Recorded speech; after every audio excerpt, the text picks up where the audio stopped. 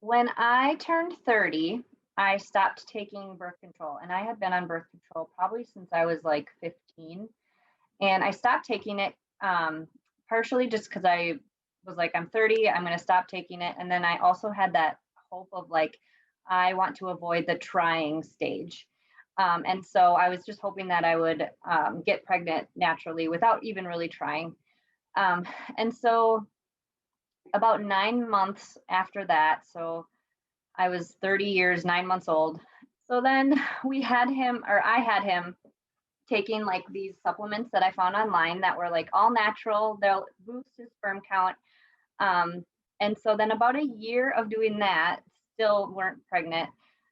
So I had decided that I would go in and get checked. And during that year also, we were doing like I was checking my ovulation, and I would check my temperature in the morning and pee on the ovulation sticks, and all of that is just a pain in the ass.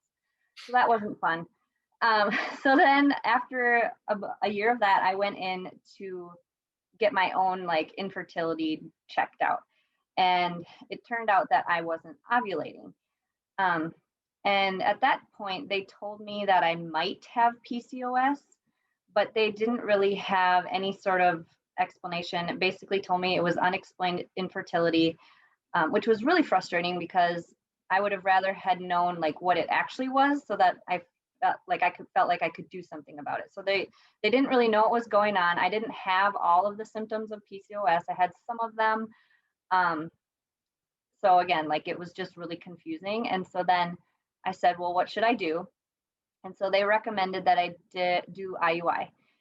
So that following month, I did IUI, which includes taking letrozole, injecting myself with Avidril, um, and and then they actually like put the sperm inside of me, and all these hormones are happening, and it was crazy and it was weird. And it only has like a 25% chance of working. So the first round did not work. And then I had to wait another month to do the second round because I missed like a rubella vaccine or something.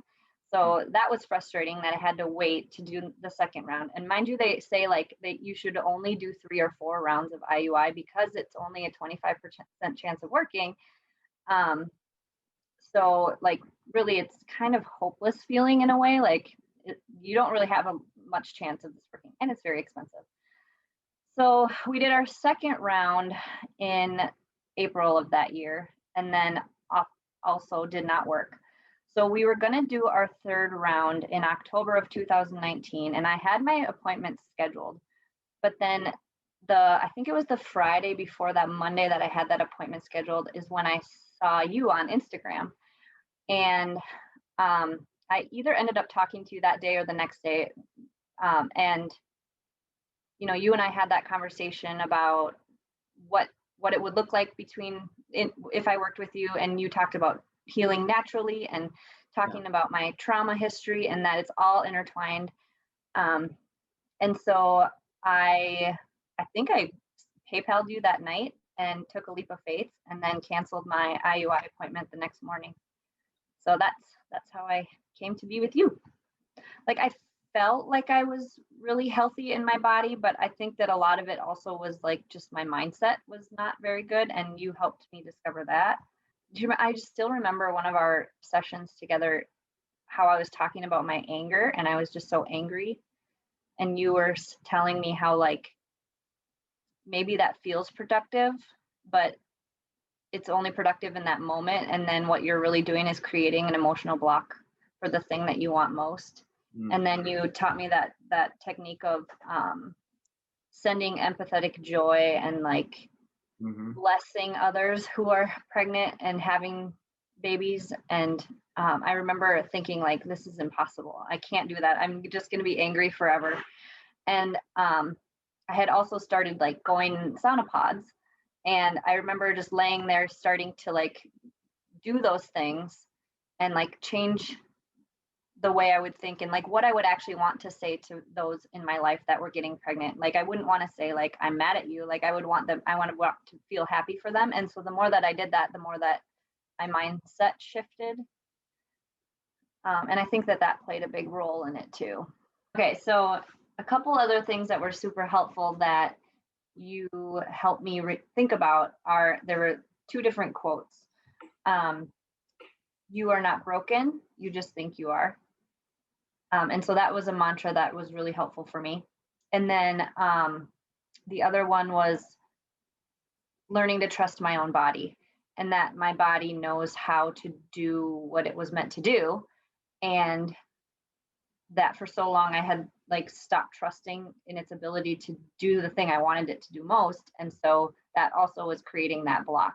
And so once I started to shift that mindset and remember that I can trust myself and trust my body, um, that I think that that probably played a big role in things too. I mean, I would say I've probably had anxiety my entire life, but it really like came out when I was 12 when I went through that tornado.